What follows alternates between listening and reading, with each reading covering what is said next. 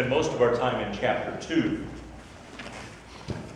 We're going to conclude the lesson that we started last week, titled Imago Dei, created in the image of God.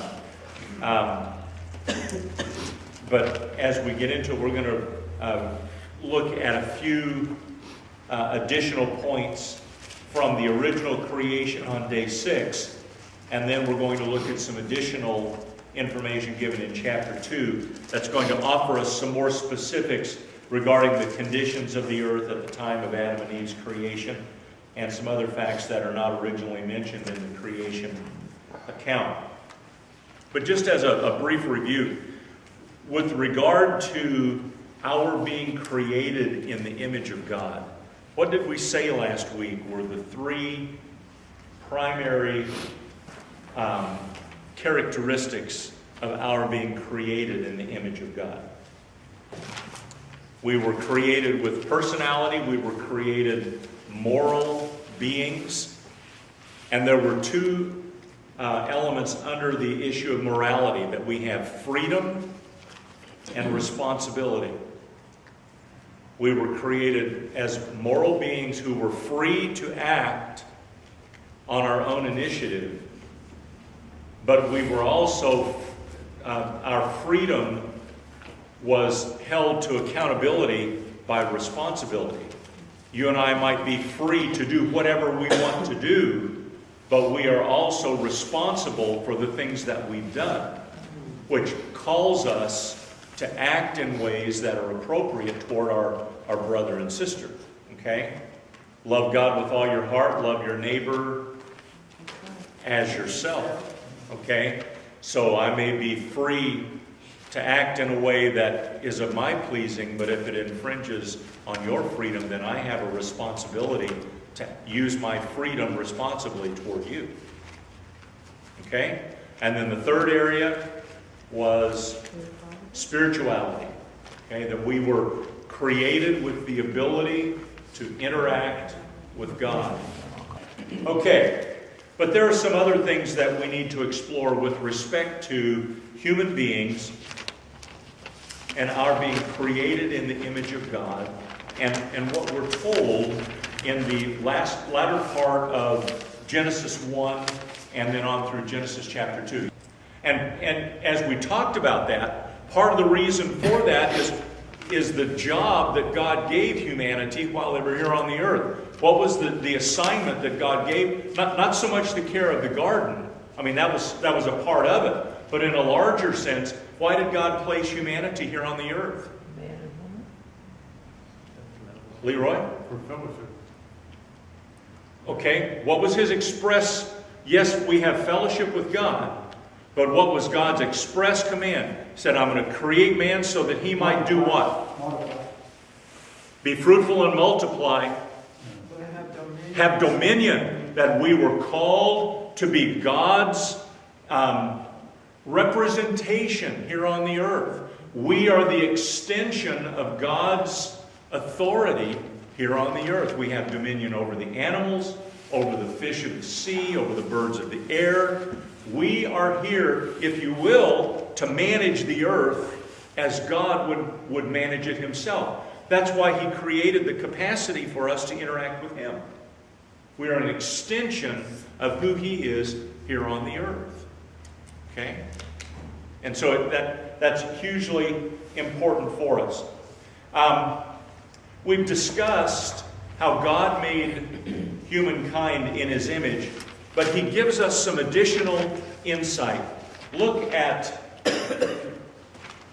verse 27 of Genesis chapter 1.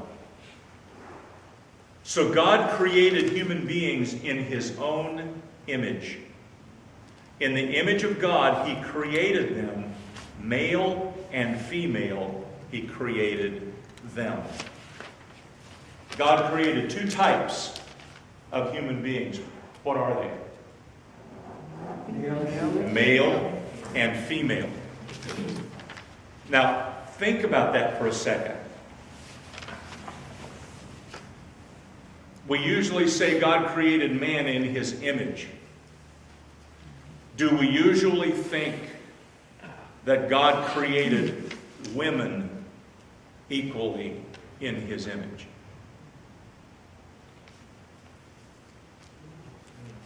I don't know that that is the common thought process. It's almost as if, well, yeah, God created men and women, and God created man in His image. But I want you to notice, it says He created human beings in His image, male and female. He created them. A woman is created as much in the image of God as a man. There is no distinction. There's a difference, but there is no distinction in terms of each of them being created in the image of God. Now, we're not going to go into why was man created first. I do believe there's an answer for that. But we don't have the time to go into all of that. As a matter of fact, that's one of the biggest challenges I'm having in getting through this before 2025 is that I have to pick and choose where we're going to go. I'll just say this in a nutshell.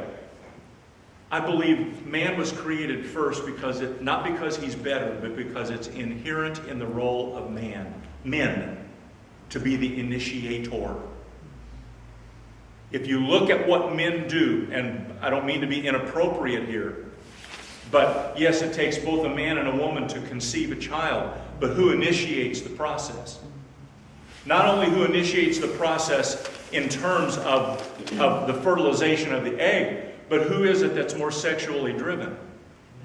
The man. That there's a reason for that. There is an initiatory role that a man has as opposed to a woman's role, which tends to be more cultivating, more nurturing, more helpful, helping to grow and to develop.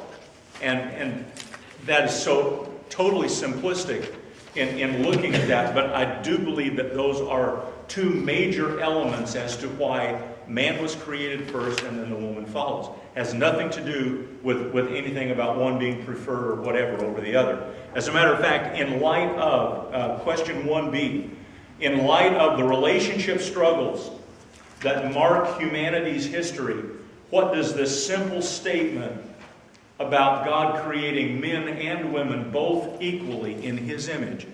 Let's see if we can find answers to these questions. Who is created in the image of God? Both are created in the image of God. Okay? Who is necessary to humanity's future? Both. You know what I think is really interesting? And it comes out of God taking Adam's rib and using that as whether it's a formative tool. There are some people think that men have one less rib on one side, and that's not true. But there is a part. It's this whole idea of there was a part of man that went into the woman, but ironically, the man comes from the woman, and there is this cyclical and reciprocal is a better word. There is this reciprocal process that God makes in the relationships between men and women. Because one of the things that we do is human nature being what it is, fallen human nature being what it is, everybody wants a leg up on everybody else. And is that true or not? Yes. Okay, I mean, if I can get an angle on you, then fallen human nature is going to take that angle. And it's interesting that God keeps relationships with men and women at a place where we need each other equally. There is an interdependence on men and women that we cannot get away from. And there's a reason for that. Because there's not any one of us that's better than the other. Question 1b3. They are, speaking of men and women, they are blank, not superior or inferior.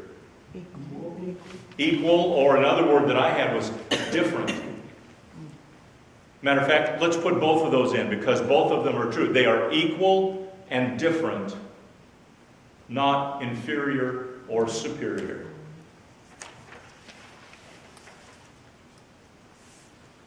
They are blank but not contradictory. This might be a little Complementary? complementary. Very good, Betty. They are complementary, not contradictory. Sherry and I were having a conversation coming home the other night, and we were talking about the different ways that men and women view the world. And we're all too ready as men to wish that our wives would learn to think like us. And vice versa. And ladies, you're all too ready to wish for the same thing. Am I anywhere close to home here? And yet the wonderful thing is we need both of us. We are complementary to one another.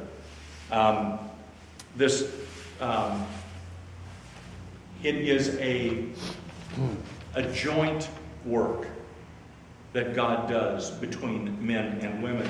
And yet, what does the enemy of our souls want to do but to drive a wedge between us so that we will think, so that we wish that we would think that the other would think like us.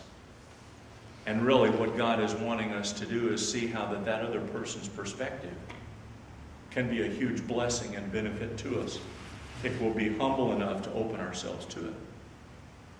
And speaking as a man, I will tell you that that's a challenge sometimes. To be humble enough to hear what my wife has to say. And it's just something that we fall into. So we need to realize that men and women are intended to be complementary, not contradictory. Number 5, blank offer, that's probably too tough. I'll give you the first one. Both offer valid what? Men and women are both created in the image of God and both offer a valid perspective. Archibald Hart is a professor of counseling at Fuller Seminary in Southern California. And he talks about, and again these are generalizations, but he talks about how the men tend to be linear in their thinking and how the women tend to be more intuitive in their thinking. And one of the problems that men fall into is we want our wives to be logical, right? We want them to think in the same kind of linear fashion. And yet what they do is they have this ability to think globally that we men don't have. And we think because we can give you 1 through 10 as our reasons for why we do something, that somehow makes it better because we're logical. And yet our wives have this wonderful intuition, or women generally, not just wives, women generally have this wonderful intuition about things, that they achieve the same solution, but they can't give us necessarily the 1 through 10 reasons for having done so, and it drives a guy crazy. Okay? And to humble ourselves and to be willing to accept their intuitive response. It's one of the smartest things a guy will ever do. We're going to talk about something else relative to that in just a minute. Number 6, the blank are to draw us blank, not blank. The differences are to what? Draw us together, not drive us apart. Okay? The differences are to draw. And isn't this really humanity in general? Because let's think of this in terms of a national perspective. or perhaps even an ethnic perspective, where we allow differences to drive us apart rather than for us to see the benefit that we can draw from one another because of our perspective. When Sherry and I were in our first pastorate, we had a church where women were elected to the board. I'd never been at a church where women were allowed to be board members before.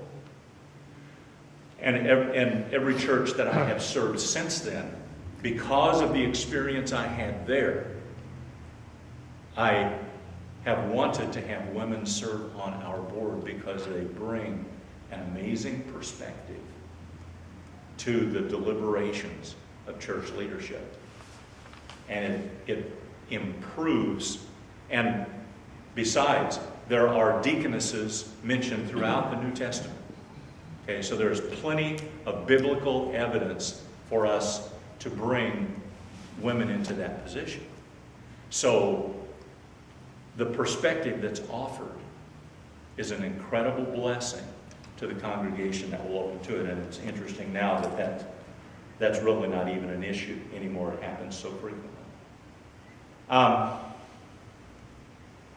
Look with me at Adam's response when Eve is created. This is chapter 2, verses 21 through 24.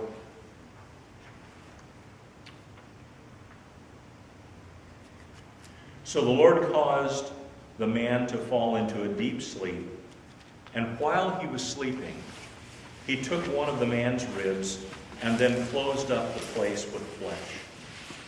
Then the Lord made a woman from the rib he had taken out of the man, and he brought her to the man. The man said, "This is now bone of my bones and flesh of my flesh. She will be called woman, for she was taken out of man. For this reason, a man will leave his father and mother and be united to his wife, and they will become one flesh." Given the status of male and female interaction, what's unique about Adam's observation about his wife? It's interesting to me. I mean, how would you characterize Adam's response to Eve after she had been created? It's part of me. Okay. Besides the yeehaw. Yeah. Okay. She is a part of me. Okay. We are bonded in a unique way. You are like me and I am like you, but we're both different. He doesn't say a thing about her physiology. He says nothing. Here is this lady standing there, and all it takes is one look to see she's different. But what does he say? You are bone of my bone, flesh of my... I mean, there was a bond that had come between the two of them that was... You want to know how unshakable the bond was? When Eve ate the fruit and turned to Adam, do you think Adam didn't know what he was doing? He consciously knew what he was doing. There had come such a bond between Adam and Eve. He consciously chose to join her in her disobedience rather than remain faithful to God. That's a pretty strong bond. Okay? The thing that struck me as I was looking at this today is that he didn't recognize anything that was necessarily different about her. He embraced her fully. I don't mean physically, probably did that too, but at a heart level, he received her. Okay, she was his, and he was hers. Okay, I thought that was just such a powerful thing for us to see at how Adam and Eve had become bonded to one another. Such a strong relationship. By his statement that both Adam and Eve were created in God's image, God elevates the qualities of men and women as equally an extension of who he is. Would you think about that with me for a second? Adam and Eve were both created in the image of God. That means both male qualities and characteristics and female qualities and characteristics are an extension of who God is. One is not superior to the other. One is not more godlike than the other. We tend to think of God in male terms, don't we? Okay? And yet, if Eve is created in the image of God, as Genesis clearly tells you, then her characteristics are an expression of who God is as well. Do you remember when the book, The Shack, was written, when it first came out, and the backlash to God being a woman? You remember reading? I remember the first time I read that, I thought, well, how do you know that? You know, and the reality of it is, both male and female qualities are reflected in who God is. Okay? And it's in her genes. His gift to us. His gift to us. DNA has male and female. Yeah.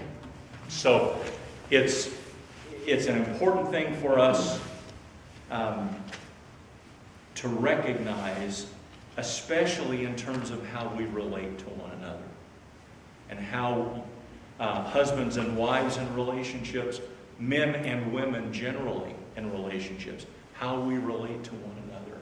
There is not a superior attitude there.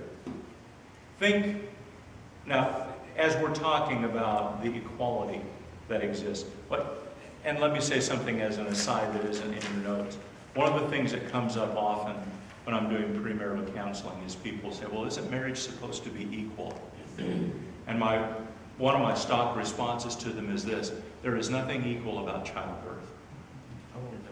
There is nothing equal about childbirth. And so if you're expecting marriage to be equal, then you need to go look for something else.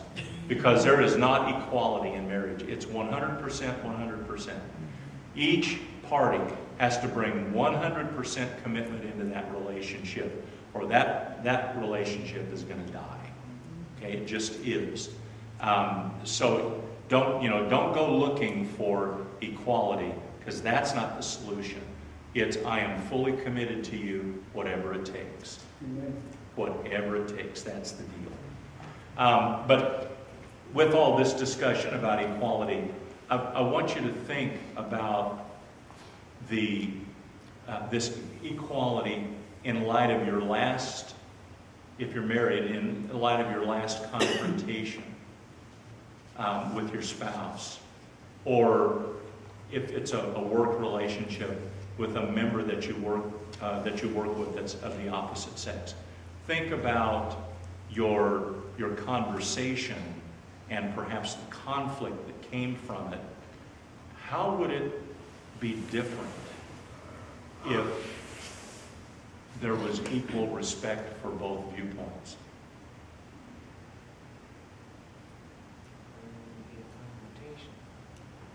Well, at least some anger out of the confrontation. Do you think we would listen better? Yeah, hopefully. Yeah, I mean, if we... See, here's the disconnect for us, folks. We read stuff like this in the Bible and we all go, oh, that's true. And then we go home, or we go back to the job, and we do like we've always done. And see, the reality for us is we look at this and we say, well, you know what, then maybe I need to think, I need to be a little less quick to jump to the position that I held in that conversation, and I need to think a little more a little longer or a little more carefully about what that person said to me before I dismiss it either out of hand or dismiss it as not being as valid a viewpoint as mine. Now, there will always be differences of opinion. Okay, that's a given. There will always be differences of opinion. But there needs to be respect for each other's viewpoint and fundamental respect for that viewpoint. And I think that that's part of what God is wanting us to see here, is that both Adam and Eve were equally created in His image. And that means they both deserve equal respect. And they both deserve equal position. And that hasn't always been the case. Have you ever heard, the point above that, C3, the spirit of this world wants to inject conflict and create difficulty in interpersonal relationships, especially in marriages. The spirit of this world wants to do that very thing. You mean the devil? Yes. Well, and the devil, and to inject a spirit into our relationships with one another. Okay? So that we either distrust or dismiss what another person says because of who they are. Have you ever heard someone say, well, that's just like a woman? Or, that's just like a man? And you know what, folks? We chuckle at that. But I want you to hear something really from my heart. Okay, that's embracing a spirit that will blow your relationships apart. Because it fundamentally disrespects who God created men and women to be. And sadly, we hear Christians say that as much as we hear people who don't profess a faith in Jesus say that. Okay? And that is a destructive thing. And we need to be aware that it is part of Satan's organized structure to try to tear down relationships and institutions that God Himself has established. And we can see the reality of that in terms of how marriages are treated here in our country. It's tragic that we have a 50% divorce rate. It's tragic. If Adam was so enthralled with Eve when he saw her for the first time, that's really a picture of the kind of attitude that God wants us to foster in marriage. That when we see our partner, when we hear them talking in the other room and we haven't seen them all day or whatever, that I can't wait to say hi. I can't wait to get to where I can put my arm around you and give you a little hug and express my affection to you. Because and we're going to look at this in just a second, a little bit further as we go on here. So you can flip your page over there. Chapter 2, verse 4, and we're going to have to really cook here. Matter of fact, we may not get through this for tonight. Chapter 2, verse 4 says, "This is the account of the heavens and the earth when they were created, when the Lord made the earth and the heavens." Now, and that may seem like an odd place to stop, but I want to stop there just for a second. As we come to chapter 2, what does this verse say to us in verse 4? What does it say that we're going to observe here. Isn't that what chapter 1 is primarily occupied with, telling us about creation of heaven and earth? Yeah. So why are we doing this again in chapter 4? Or chapter 2, excuse me. There are some people who take issue with Genesis here in chapter 2 because they say that God offers an alternative creation story. Because he talks about Adam and Eve being created, and then he says, no shrub had yet appeared. Let's see, verse 5, it says, no shrub had yet appeared on the earth, and no plant had yet sprung up. For the Lord God had not sent rain on the earth, and there was no one to work the ground. But streams came up from the earth and watered the whole surface of the ground. Then the Lord formed a man. Well, now, wait a minute. If we don't have any shrubs or vegetation or whatever, if we go back and look at the days of creation, the vegetation was formed, then the sea creatures were formed, then the land creatures and the birds of the air were formed, and then Adam and Eve were created. So what's going on? It's bound up in this little word account.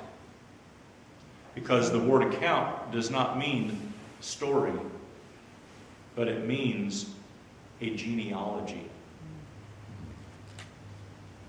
And this particular phrase, this is the account, is used about 5 or 6 times during the book of Genesis. Let me just refer you to 2 other locations, and you can see it under C3:1. Genesis chapter 6, verse 9. This is the account of Noah and his family. Same word. And what we have, or what follows, is the story of how Noah went through the flood. You go to the end of Genesis chapter 37, verse 2, and we come to the story of how Joseph gets sold into Egypt. And that whole story begins by saying, this is the story of Jacob and his family. Okay? What we are being given, and I don't have the other references, I can get them for you. I didn't want to be tedious with that. But there's another 2 or 3 references where the same thing is done. And each time what follows this phrase is the listing of the family history of the person that's named. We have it in relationship to Noah. We have it in the relationship to Jacob, as Jacob's life is lived out through Joseph. And what we have here in chapter 2 is not an alternative rendering of creation, but we have the beginning of the story of Adam and his family. And if you'll look at what happens through the rest of chapter 2, who is the focus of chapter 2? When you read through it, you'll see that it's Adam who is the focus of chapter 2. And so what God is saying is, this is how Adam was introduced into the mix of history. It doesn't have anything to say about the order of creation. It doesn't have anything to say that would change anything from chapter 1. It's just saying, my person Adam, that I put on the earth to have rulership over the earth, this is how he began to interact with the created world around him. Is it like an overview? A bit, but remember, the focus is Adam. Look at it with me. We just read up through verse 6.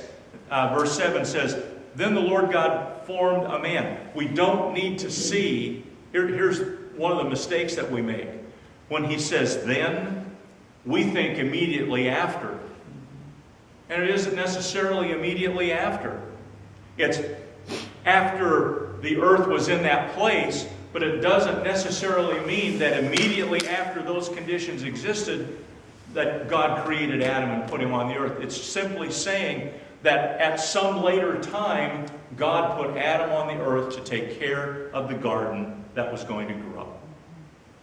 Okay? Go on a little bit further down. Verse 8. Now the Lord had planted a garden. See, now he's talking about God planting the garden.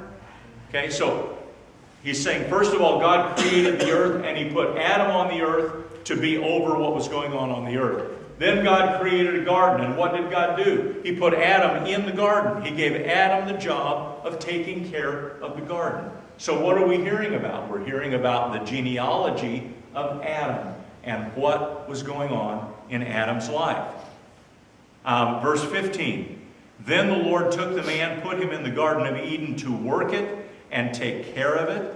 And the Lord commanded the man, you are to eat from any tree in the garden, but you must not eat from the tree of knowledge of good and evil, for when you eat of it, you will surely die. Verse 18. Then the Lord said, it's not good for the man to be alone. I will make a helper suitable for him. So then what does Adam do? He has all the animals come by him, and he names them all. Read a funny joke today. Adam comes in from, this doesn't fit the creation story, so don't try to go there. It's intended to be funny. Adam comes in from naming all the animals, and his wife says, so what did you name it? What'd you name that big thing in the front yard? He said, it's an elephant. And she says, what'd you call it an elephant for? And Adam says, because that's what it is. Who's going to argue with it, right? There was another one that said, it was an old German joke, and it said, so why did you name a lion a lion? And Adam said, well, because he runs through the forest. And the person said, well, then why did you call a tiger a tiger? And Adam said, you can't name them all lions.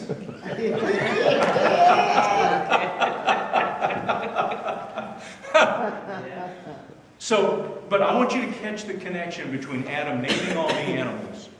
First of all, God says it's not good for man to be alone. Then Adam names all the animals. And it says, and there was not, at the end of verse 20, verse 20, it says, so the man gave names to all the livestock, the birds in the sky, and the wild animals. But for Adam, no suitable helper was found. I don't think that's by accident, folks. God had Adam name every creature on the face of the earth looking for a suitable helper. And it was not found. And it was then that God made Eve. Out of Adam. And it was in part because when Adam said, this is bone of my bone and flesh of my flesh, and he was so drawn to her, it was because he knew there was nothing else out there that was suitable for him. He'd already seen it all, and there was nothing there. And it caused him to focus his affection on Eve, and it built their relationship. Well, I hate to do this, but we're going to have to stop right there. We're really right in the middle of some good stuff.